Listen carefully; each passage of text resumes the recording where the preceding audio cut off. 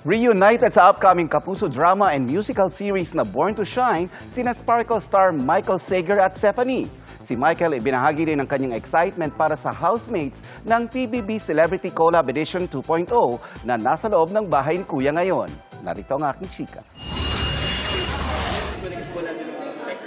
Proud ang ex-PBB Celebrity Collab housemate na si Michael Sager sa current housemates ng PBB Celebrity Collab Edition 2.0.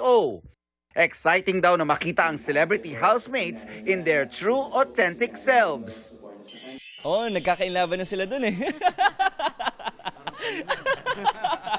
Natutuwa lang ako kasi siguro yung experience talaga nila, yun yung sinasabi ko sa kanila na mararamdaman nyo lang pag nasa bahay kay ni Kuya. It's the magic inside the house.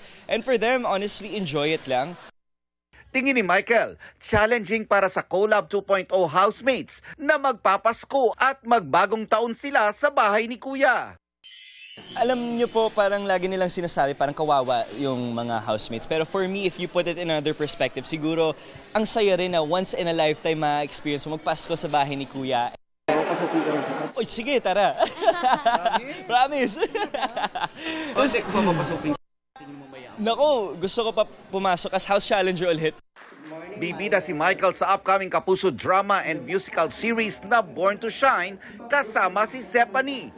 Makakasama nila ang ilang batikang mga artista at ma-stretch ang kanilang singing and acting talents.